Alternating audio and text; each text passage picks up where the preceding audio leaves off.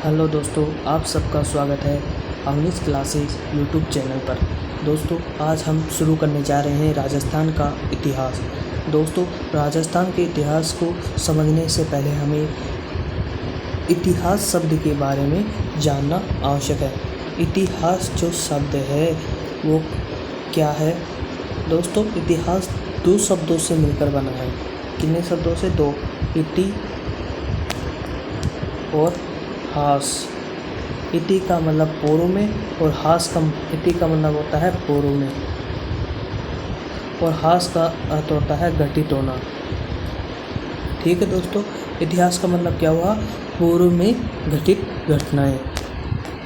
ठीक है दोस्तों, अब बात करते हैं कि इतिहास क्या है। क्रमबद्ध लेखन ही इतिहास है, यानी कि किसी भी जगह की जानकारी जो हमें प्राप्त होती है उसका जो क्रमबद्ध लेखन होता है वही क्या है? इतिहास है। इतिहास के स्रोतों को मुख्य रूप से दो भागों में बांटा गया है। कौन कौन से भाग हैं? पहला भाग है पुरातात्विक स्रोत और दूसरा भाग है साहित्यिक स्रोत। अब जो पुरातात्विक स्रोत है इसमें आते हैं कि जो हमें उत्खनन से प्राप्त हो, जैसे अभिलेख प्राप्त होते हैं, मुद्रा प्राप्त होती है, ताम्रपत्र प्राप्त होते हैं। साहित्यिक स्रोत की बात करें तो विभिन्न भाषाओं में ऐतिहासिक साहित्य।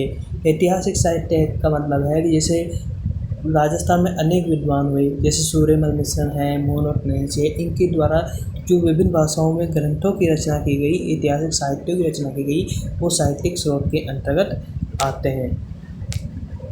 अब दोस्तों, अब सबसे पहले अपन पढ़ते हैं पुरातात्विक स्रोत के बारे में कि पुरातात्विक स्रोत है क्या। पुरातात्विक स्रोत के बारे में पढ़ें तो पुरातात्विक स्रोत हैं पुरातात्विक स्रोतों के उत्खनन, सर्वेक्षण, संग्रहण, अध्ययन एवं प्रकाशन आदि का कार्य कौन करता था? भारतीय पुरातात्विक सर्वेक्षण विभाग करता है।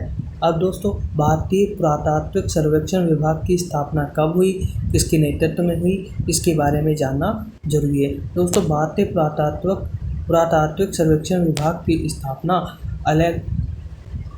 अलेक्जेंडर कनिंघम के नेतृत्व में 1861 में, यानी कि जो भारतीय पुरातात्विक सर्वेक्षण विभाग है उसकी स्थापना 1861 में हुई। इसके नेतृत्व में हुई अलेक्जेंडर कनिंघम के नेतृत्व में। राजस्थान में पुरातात्विक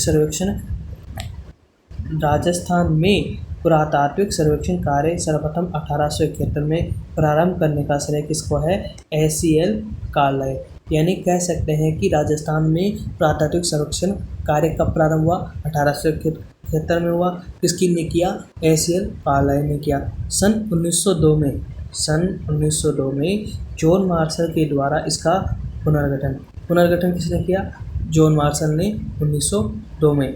इसके तहत राजस्थान में व्यापक स्तर पर उत्खनन कार्य आरंभ किया गया। यानी उत्खनन कार्य आरंभ हुआ तो सीधी सी बात है प्रमुख सभ्यताएं आई होगी। तो प्रमुख सभ्यताएं कौन कौन सी थी? तो सभ्यताएं एवं पुरातात्विक स्तर, ठीक है, गणेश्वर, आहड़, कालीबंगा और बेराट, यानी कि कौन कौन सी महत्वपूर्ण सभ्यताएं अस्तित्व में आई।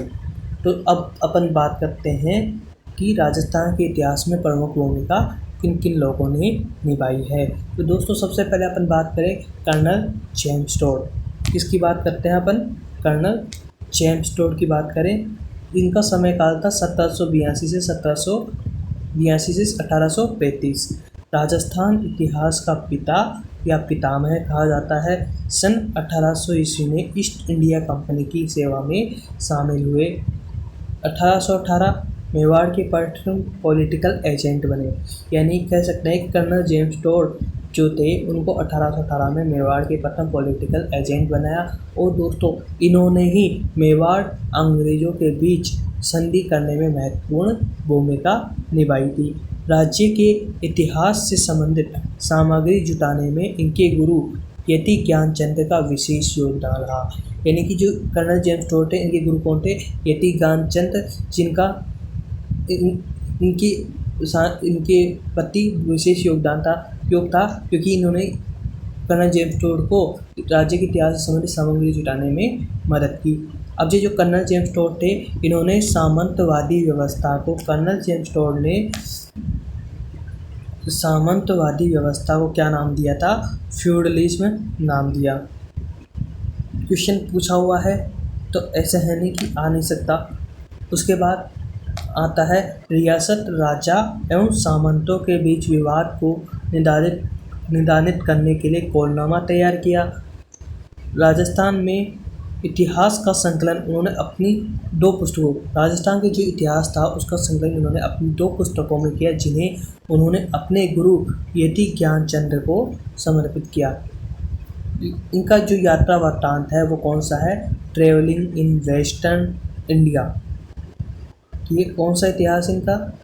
यात्रा वृत्तांत travelling in western India. Annals and antiquity of Rajasthan volume first कब आई? 1829 में। इसमें क्या मिलता है अपन को? राजपूताना की भौगोलिक स्थिति, शासकों की वंशावली, सामंती व्यवस्था एवं व्यवहार का इतिहास के बारे में जानकारी मिलती है। ट्रेवल इन सेंट्रल एवं western Rajput states of Rajasthan volume 2 कब आई? वॉल्यूम 2 1832 में। राज्यों का क्रमबद्ध इतिहास है। टोड के इस महान ग्रंथ का सर्वप्रथम हिंदी अनुवाद 1907 से 1909 की अवधि में पंडित बलदेव प्रसाद मिश्र ने किया। दूसरे भाग की पांडुलिपि को संशोधित करने का कार्य पंडित ज्वाला प्रसाद मिश्र व मुंशी देवी प्रसाद ने किया। 1961 में केशव कुमार ठाकुर ने एक ही ग्रंथ में उसके यानी किसके कन्नड़ जेवितोड़ के दोनों भागों का अनुवाद कर प्रकाशित करवाया। उसके बाद अपन बात करें गौरीशंकर हीराचंद ओझा। ठीक है, गौरीशंकर हीराचंद ओझा कहाँ के थे? सिरोही के निवासी थे। गौरीशंकर हीराचंद ओझा कहाँ के निवासी थे? सिरोही की। इनका समय काल है 1863 से 1947। जो गौरीशंकर ओझा ने हिंदी में पहली बार भारतीय प्राचीन लिपि शास्त्र माला का लेखन कर अपना नाम गिनीज वर्ल्ड बुक में दर्ज करवाया। यानी कि जो गौरीशंकर हीराचंद ओझा थे, इन्होंने हिंदी में पहली बार भारतीय प्राचीन लिपि शास्त्र माला का लेखन किया और अपना नाम किस में दर्ज करवाया था? गिनीज वर्ल्ड बुक में दर्ज करवाया। गौरीशंकर हीराचंद ओझा जी ने सर्वप्रथम 1911 सिरोही राज्य का इतिहास लिखा। यानी कि जो गौरीशंकर हीराचंद ओझा थे, उन्होंने 1911 में सिरोही राज्य का इतिहास लिखा। इन्होंने राजस्थान का सर्वप्रथम क्रमबद्ध वैज्ञानिक इतिहास लिखा। राजस्थान का सर्वप्रथम क्रमबद्ध वैज्ञानिक इतिहास लिखा। साथ ही नैन्सी ख्यात मोनोटनेंसी व टोड की एनास एंड एंटिक्विटी ऑफ राजस्थान की त्रुटियों का परिशोधन कर हिंदी में अनुवाद किया। ठीक है दोस्तों, अब आती है बात पंडित विश्वेश्वर नाथ रेऊ मारवाड़। ठीक है, कौन थे? पंडित विश्वेश्वर नाथ रेऊ मारवाड़ 1890 से 1947। इनके प्रेरणा स्रोत कौन थे? Colonel James Tod. और इनको सानिध्य किनका प्राप्त हुआ? गौरीशंकर ओझा। रेऊ ने भारतीय प्राचीन राजवंश, coins of Marwar, history of the Rajputs, Marwar का इतिहास, ऋग्वेद का सामाजिक ऐतिहासिक सार आदि ग्रंथों का लेखन किया। अब आती है बात कि जो सामान्यतः राजस्थान का इतिहास अंग्रेजों के द्वारा लिखा गया इतिहास है। इसी क्रम में जो स्वामी विवेकानंद जी थे जो जब अलवर आए थे, तो इन्होंने क्या कहा? भारत का इतिहास स्वयं भारतीय बनाएंगे। इसके अलावा 2008 में एक योजना और प्रारंभ की गई, आपनो गांव आपनो इतिहास योजना, यानी कि स्वयं के स्रोतों से इतिहास लिखा जाएगा। राजस्थान पांडुलिपि शोध संस्थान 2016 जयपुर।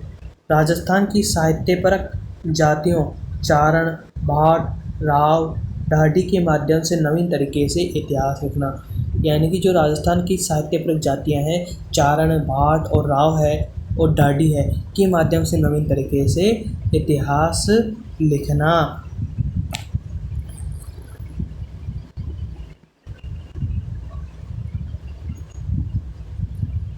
ठीक है दोस्तों, आज तक यहीं तक पढ़ते हैं। कल अपन और विद्वानों के बारे में जानेंगे। अगर आपको ये वीडियो सही लगे, अच्छी लगे तो लाइक, सब्सक्राइब और शेयर अवश्य करें।